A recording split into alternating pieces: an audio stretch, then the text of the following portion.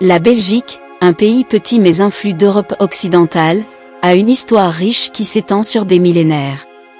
Cette terre, nichée entre la France, l'Allemagne, les Pays-Bas et le Luxembourg, a été façonnée par diverses cultures, langues et événements historiques. Depuis ses premières racines en tant que province romaine jusqu'à son statut actuel de membre fondateur de l'Union européenne, le parcours de la Belgique est une histoire remarquable d'unité, de diversité et de résilience. Dans cet article, nous explorerons l'évolution historique de la Belgique depuis ses origines antiques jusqu'à sa réalité actuelle. Racines anciennes et domination romaine. L'histoire de la Belgique remonte à l'Antiquité lorsque la région était habitée par des tribus celtiques et germaniques. Au cours du 1er siècle avant J.C., les légions romaines de Jules César ont conquis la région, la transformant en province de Belgica. L'influence romaine a laissé un impact durable sur la Belgique, évident dans les ruines des villes et des routes romaines qui existent encore aujourd'hui. Le Moyen Âge et la montée de la Flandre. Alors que l'Empire romain déclinait, la région connut des vagues d'invasion par des tribus germaniques et tomba finalement sous le contrôle des Francs. Le Moyen Âge voit l'émergence de la Flandre comme une région puissante connue pour son commerce et sa prospérité. Des villes comme Bruges et Gand ont prospéré en tant que centres commerciaux et culturels, contribuant à l'importance croissante de la Belgique en Europe. Les périodes bourguignonnes et habsbourgeoises au XVe siècle, le duché de Bourgogne, sous Philippe le Bon, prend le contrôle d'une grande partie de la Belgique actuelle. Le mariage de Marie de Bourgogne avec le futur empereur romain germanique Maximilien y a placé la région sous la domination des Habsbourg. Le règne des Habsbourg a entraîné la fusion des territoires bourguignons et habsbourgeois, ouvrant la voie à un paysage politique complexe. La réforme protestante et la guerre de 80 ans le XVIe siècle voient les bouleversements de la réforme protestante, qui entraînent les tensions religieuses en Belgique. Les provinces du Sud, y compris la Belgique actuelle, sont restées majoritairement catholiques, tandis que les provinces du Nord, aujourd'hui les Pays-Bas, ont embrassé le protestantisme. Ces différences religieuses ont finalement abouti à la guerre de 80 ans, au cours de laquelle les provinces du Nord ont obtenu leur indépendance de la domination espagnole, conduisant à la formation de la République néerlandaise. Règles espagnoles et autrichiennes. Les provinces du Sud, y compris la Belgique, sont restées sous contrôle espagnol, devenant connues sous le nom de Pays-Bas espagnols. La région a connu une stabilité relative sous la domination espagnole jusqu'au début du XVIIIe siècle, date à laquelle elle est passée à la monarchie autrichienne des Habsbourg. Cette période voit se développer une identité belge autonome, distincte de ses régions voisines. La Révolution française et le règne de Napoléon à la fin du XVIIIe siècle, la Révolution française a balayé l'Europe, y compris les territoires belges.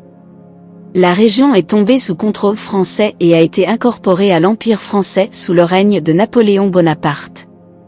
Les Français ont introduit des réformes administratives et juridiques, qui ont eu un impact durable sur les structures politiques et sociales de la Belgique. Le Royaume des Pays-Bas et la Révolution belge. Après la défaite de Napoléon, le Congrès de Vienne en 1815 unit les provinces du Sud aux Pays-Bas du Nord, formant le Royaume des Pays-Bas. Cependant, les différences culturelles et linguistiques entre le Nord et le Sud ont conduit à des tensions, déclenchant finalement la Révolution belge en 1830. La Révolution a abouti à l'indépendance de la Belgique vis-à-vis des Pays-Bas en 1831, établissant le Royaume de Belgique. Léopold Ier et l'héritage colonial. Léopold Ier, un prince allemand, est devenu le premier roi des Belges, et sous son règne, la Belgique a consolidé sa position en tant que nation indépendante. La fin du XIXe et le début du XXe siècle ont vu la Belgique acquérir des colonies en Afrique, y compris l'État indépendant du Congo, aujourd'hui la République démocratique du Congo. La période coloniale a apporté la croissance économique mais aussi un héritage d'exploitation et d'atrocités dans les colonies. Guerre mondiale et entre-deux-guerres. La Belgique a été confrontée à des défis importants au cours des deux guerres mondiales du XXe siècle. Dans les deux conflits, le pays est devenu un champ de bataille, subissant importantes destructions et pertes de vie. L'entre-deux-guerres voit la Belgique s'efforcer de se reconstruire et de redéfinir son identité face aux mutations géopolitiques. La Belgique moderne et l'intégration européenne après la Seconde Guerre mondiale, la Belgique a joué un rôle crucial dans la formation des institutions européennes. Bruxelles, la capitale, est devenue de facto la capitale de l'Union européenne. L'engagement de la Belgique en faveur de la coopération et du multilatéralisme a été essentiel pour façonner le développement de l'UE et favoriser l'unité entre les nations européennes.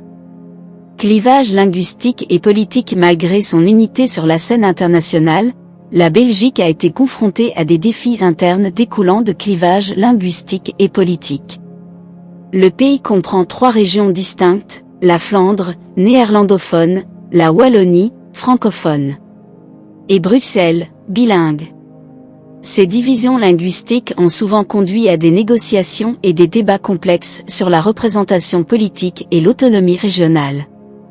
La famille royale belge et la monarchie constitutionnelle. La monarchie belge est un symbole durable de continuité et d'unité nationale. La famille royale belge, dirigée par le roi Philippe, joue un rôle cérémoniel dans les affaires politiques du pays. La Constitution belge établit une monarchie constitutionnelle, le roi agissant comme figure de proue tandis que les élus détiennent le pouvoir exécutif. La Belgique aujourd'hui, multiculturalisme et multilinguisme. La réalité actuelle de la Belgique reflète sa riche diversité culturelle et sa société multiculturelle. La coexistence de plusieurs langues, traditions et identités a façonné le caractère unique du pays. La Belgique continue d'embrasser son héritage historique tout en promouvant la cohésion sociale et l'inclusivité. Conclusion. Le parcours de la Belgique depuis ses origines antiques jusqu'à sa réalité actuelle témoigne de la résilience de son peuple et de l'adaptabilité de son identité. L'histoire complexe de la nation, marquée par des périodes de prospérité, de conflits et d'unité, a façonné sa trajectoire au cœur de l'Europe.